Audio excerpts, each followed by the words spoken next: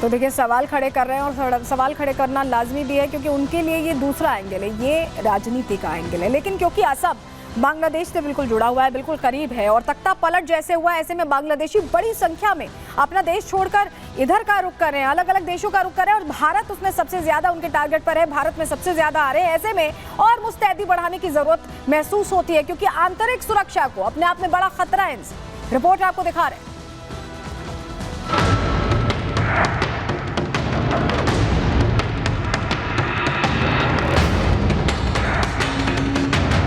बांग्लादेश में तख्ता पलट होने के बाद Bharat Bangladesh border high alert पर है क्योंकि इस रास्ते से घुसपैठिए भारत में दाखिल होने की कोशिश कर रहे हैं। साथ ही ऐसे कई मामले भी सामने आ रहे हैं जिसने असम सरकार की टेंशन बढ़ा दी है। बॉर्डर पर अलर्ट पिछले कुछ महीनों में बढ़ा है, लेकिन पिछले कई सालों से घुसपैठिए भारत में दाखिल होते रहे हैं। इतना ही नहीं, ये घुसपैठिए अवैध तरीके से आधार, पैन और सभी जरूरी दस्तावेज तैयार करा रहे हैं। असम में कई ऐसे जिले चिन्हित किए गए हैं जहां आबादी से ज्यादा लोगों ने आधार कार्ड के लिए आवेदन कर रखा है। ऐसे में माना जा रहा है कि ये एक्स्ट्रा आवेदन रोहिंग्या घुसपैठियों का है। घुसपैठियों पर नकेल कसने के लिए हेमंत सरकार ने सख्त फैसला ले लिया है। अब आधार कार्ड बनवाने के लिए एनआरसी आवेदन की रसीद भी दिखानी होगी। ऐसे में जिन लोगों ने अब तक एनआरसी में रजिस्ट्रेशन नहीं कराया है, उनका आधार कार्ड बन पाना नामुमकिन हो जाएगा। हेमंत सरकार के इस फैसले से जहां असम के नागरिकों को लाभ होगा, वहीं घुसपैठियों की टेंशन बढ़ गई है। में जो डिसीजन हुआ है, अगर कोई नया आदमी आधार कार्ड के लिए अप्लाई करता है तो उसका वेरिफिकेशन बहुत जोरदार से होगा और इंटरनल सिक्योरिटी का दृष्टि से यह बहुत महत्वपूर्ण है। मैं ये मॉडल जो डिसीजन डॉक्टर हिमंत विश्व शर्मा ने लिया, उसको मैं धन्यवाद देता हूँ। घुसपैठियों पर नकेल कसी जाने लगी तो विपक्ष की बौखलाहट जायज है क्योंकि विपक्ष पर तुष्टीकरण के साथ साथ मुस्लिम घुसपैठियों की वकालत करने का आरोप लगता रहा है।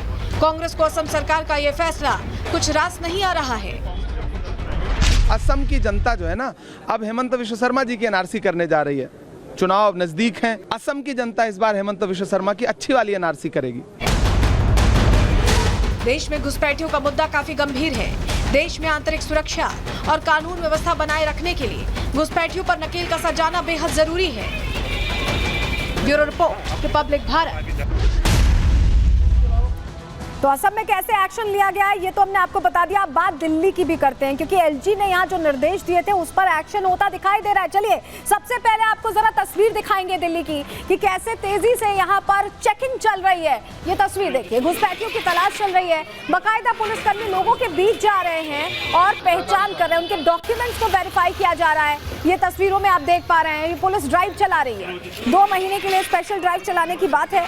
एलजी के निर्देश पर घुसपैठियों की तलाश यहाँ भी तेज हो गई है, दिल्ली में भी। असम में जहां बड़ा फैसला लिया गया है, वहीं दिल्ली में ड्राइव स्पेशल चलाई जा रही है।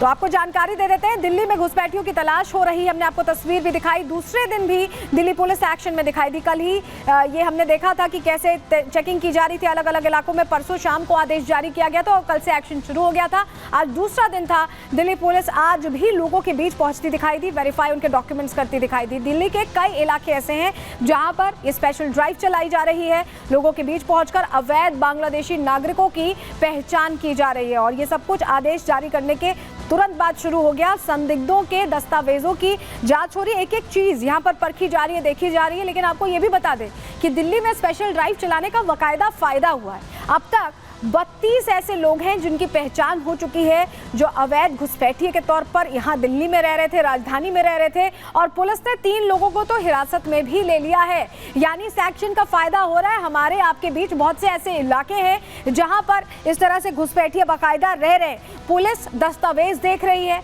जानकारी देख रही है कि उनके पास जो दस्तावेज हैं वो ऑथेंटिक भी यानी असली हैं भी या नहीं, हर चीज को वेरीफाई कर रही है। हमारे सहयोगी साहिल की रिपोर्ट आपको दिखा रहे हैं। दिल्ली में अवैध बांग्लादेशियों और रोहिंग्यों की रुके होने की जानकारी के बाद दिल्ली पुलिस जो है स्पेशल ड्राइव चला रही है। इस वक्त हम मौजूद हैं दिल्ली सीमापुरी थाना इलाके में। तस्वीरों में देख सकते हैं लोकल थाना पुलिस टीम जो है वो मौके पर मौजूद है। तमाम जो लोग यहाँ पे अवैध तरीके से रुके हुए हैं बांग्लादेशी, उनके जो दस्तावेज हैं वो देखे जा रहे हैं, उनसे पूछताछ की जा रही है। इस वक्त हम एक दुकान पे आके रुके हैं और जो SHO सीमापुरी हैं वो खुद यहाँ पर मौजूद हैं और जो शख्स अंदर मौजूद हैं उनके दस्तावेज जो है वो देखे जा रहे हैं। हालांकि दस्तावेज अभी दिखाने में वो काफ़ी देरी हो रही है क्योंकि आधार कार्ड इनसे मांगे जा रहे हैं, कई तरह के दस्तावेज दिखा रहे हैं, लेकिन जिस तरीके से ID प्रूफ मांगे जा रहे हैं वो फिलहाल अभी दिखा नहीं पा रहे हैं। तो ऐसे लगभग 32 लोगों को जो है चिन्हित किया गया है सीमापुरी थाना इलाके में। तो देखिए आज मदनपुर खादर इलाके में कार्रवाई हुई है, जरा तस्वीर उसकी दिखाते हैं आपको। ये देखिए पुलिस को यहाँ पर चेकिंग के दौरान कामयाबी मिली है। तस्वीर हम आपको दिखा रहे हैं, मदनपुर खादर इलाके की ये तस्वीरें हैं। 3 लोगों को हिरासत में लिया गया है। ये तस्वीर आपके सामने रख रहे हैं, लेकिन चलिए अब आपको जरा बताते हैं कि मदनपुर खादर में ड्राइव कैसे चलाई गई है। जानकारी आपके सामने चलिए रख रहे हैं।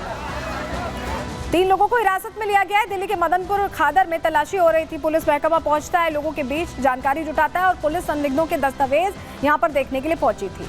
कुछ लोगों के दस्तावेज ऐसे में डाउटफुल लगे, ऑथेंटिक नहीं लगे, असली नहीं लगे और उसके बाद जब पुलिस ने वेरीफाई किया तो खुलासा हुआ कि वाकई असली दस्तावेज नहीं थे ये। और दिल्ली पुलिस ने ऐसे में 3 लोगों को हिरासत में लिया है मदनपुर खादर इलाके में। पकड़े गए लोगों से अब पूछताछ हो रही है कि आखिर ये कहां से आए, कहां से इन्होंने ठौर ठिकाना बनाया, कहां से ये नकली दस्तावेज बनवाए। मदनपुर इलाके में हालांकि भारी भीड़ जुटती भी दिखाई दी। अभी हमने आपको तस्वीर भी दिखाई कि कैसे भारी भीड़ यहां जुट गई थी। लोग नहीं चाह रहे थे कि पुलिस का एक्शन यहां पर हो, लेकिन पुलिस ने कार्रवाई करते हुए वेरीफाई किया तो 3 लोग ऐसे मिले जिनका जो आइडेंटिटी प्रूफ था वो ऑथेंटिक नहीं था, असली नहीं था और ऐसे में उन 3 लोगों को पकड़ा गया है, उनसे पूछताछ की जा रही है। चलिए जरा अब आपको बताते हैं कि इस तरह के जो हालात बने हुए हैं उसको लेकर कई चीजें कही भी जा रही है। हमारे सहयोगी साहिल हमारे साथ सीधे जुड़ रहे हैं, उनका रुख कर लेते हैं। साहिल, आप जब ड्राइव चलाई जा रही थी तो आप उस ड्राइव का हिस्सा थे, आप देख रहे थे, लेकिन दिल्ली के ऐसे कौन कौन से इलाके हैं जहां पर ड्राइव चलाने की जरूरत लगती है? क्या कुछ जानकारी मिल रही है आपको इससे जुड़ी? देखिए दिल्ली की में कई ऐसे इलाके हैं जहां पे अवैध तरीके से बांग्लादेशी जो रोहिंग्या वो यहाँ पे बसे हुए हैं। बात करते हैं दिल्ली के कालिंदी कुंज इलाके की, वहां पे भी काफी ज्यादा बांग्लादेशी बसे हुए हैं। दिल्ली के सीमापुरी इलाके में क्लस्टर एरिया है, वहां पे भी काफी ज्यादा रोहिंग्या बसे हुए हैं। और बात करें दिल्ली के खादरपुर इलाके की, इस जगह में भी जो है रोहिंग्या बसे हुए हैं। ऐसे कई और इलाके हैं जो कि दिल्ली पुलिस ने चिन्हित किए हैं। दिल्ली पुलिस ने बीते 3 दिनों से अलग अलग इलाकों में ड्राइव चलाई हुई है। ड्राइव के दौरान जो अवैध तरीके से यहाँ पे रुके हुए हैं उनके जो दस्तावेज है वो देखे जा रहे हैं। कुछ लोगों ने आधार कार्ड भी दिखाए, उन आधार कार्ड नंबर नोट करके पुलिस उन आधार कार्ड को भी वेरीफाई करी। क्योंकि आज जब हम दिल्ली के सीमापुरी इलाके में गए, वहां पे क्लस्टर एरिया में जब पुलिस ने ड्राइव शुरू करी तो कुछ लोग जो थे काफी पुलिस पे भड़कना शुरू हो गए और वेरिफिकेशन अपना ID प्रूफ देने से इनकार करने लगे। तो इससे बात यह जाहिर होती कहीं ना कहीं जो लोग यहाँ पे रुके हुए हैं अवैध बांग्लादेशी, वो अवैध तरीके से रुके हुए हैं। सीमापुरी इलाके में 32 लोगों को चिन्हित किया गया है शुरुआती इन्वेस्टिगेशन के दौरान कि उनके पास जो दस्तावेज नहीं है, वो अवैध तरीके से यहाँ पे रुके हुए हैं। एक लिस्ट तैयार की गई है, वो रिपोर्ट जो है दिल्ली पुलिस अब FRRO को सौंपेगी और FRRO जो है वो उनको वापस जो है डिपोर्ट करने की तैयारी करेगी। और मैं आपसे समझना चाह रही हूँ, आप बता रहे कि कई ऐसे लोग थे जो अपना डॉक्यूमेंट नहीं दिखाना चाह रहे थे। जरा मैं आपसे ये भी समझना चाह रही हूँ क्योंकि दिल्ली अब चुनावी राज्य बन गया है, उस तरह का एक्शन हम देख रहे हैं, सरकारें अपनी कोशिशें कर रही हैं, चाहे विपक्ष हो चाहे सत्ता पक्ष हो, और ऐसे में फर्जी वोटर्स का बहुत डर रहता है। तो उस लिहाज से भी ये ड्राइव चलाया जा रहा है, उस लिहाज से भी इंपॉर्टेंट हो जाता है।